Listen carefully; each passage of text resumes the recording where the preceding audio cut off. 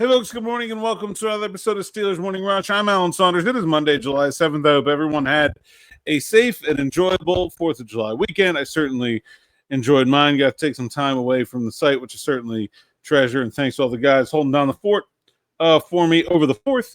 I want to talk one more day. I mean, I feel like we've dragged this out for a week now, but it is the offseason 1 and 2.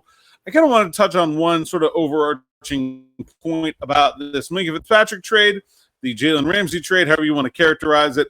And that is that the Steelers are in many ways betting on their own coaching, especially on defense. The Steelers had a fairly easy projection about who to play where before this trade. You knew Deshaun Elliott was going to be at strong safety. You knew Joey Porter outside, Darius Slay outside. You knew Minkah Fitzpatrick free safety. Juan Thornhill was the heavy nickel. Beanie Bishop is the light nickel. There's how you roll the ball out, right? There's your top six or top defensive backs, right? You got your 4 and then your 2. Now things are much less clear. Yes, Deshaun Elliott is staying at strong safety. We talked about that, I believe, on an afternoon drive episode last week. Yes, Joey Porter Jr. is staying at outside cornerback. Despite the fact that the Steelers have made a bunch of win-now moves this offseason, they are not doing anything that takes away from their future in order to try to win, and reducing Joey Porter Jr.'s playing time would certainly do that. They're not going to do that. He is going to continue to start at outside corner. You can bank on that. So then what happens with the rest of these pieces? How do they fit together? I wrote a big story at SteelersNow.com this morning breaking down the options in terms of how much to play Beanie Bishop, Juan Thornhill, Darius Slay, Jalen Ramsey, where to fit those players together, how they work at free safety, slot corner, and the interplay between them.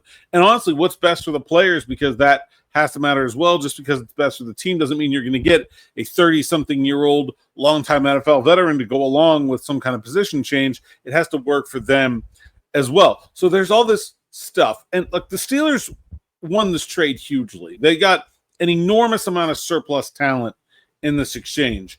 But Omar Khan is betting on his coaching staff, particularly on the defense, Mike Tomlin, Terrell Austin, Gerald Alexander, finding a way to make these pieces work together. Because if they don't, then it won't matter that there's more talent on the Steelers' side of the ledger if they can't get it all on the field. And I think Mike Tomlin is a really good defensive coach, and I think that tact from Khan, hey, I've got a great coach, he'll figure it out, is certainly a reasonable point for him to be making at this stage. But if it doesn't go well, I mean, look, the Steelers have underperformed their talent level on defense for the last couple of years. Not significantly, and they've still been really good, but they should have been one of the best defenses in the league last year, and they were 8th. They weren't quite where they should have been. And I think a lot of that falls to Tomlin. A lot of that falls to Terrell Austin. Obviously, Alexander wasn't here last year, so he can't own it. But if you start to add up the pieces there, slight underperformance on where they are, where they ought to be, considering their talent level year after year, the inability to integrate a very talented player who doesn't have an obvious position into the group, I think some of the shine would start to come off the Steelers' defensive coaching if they can't make this work.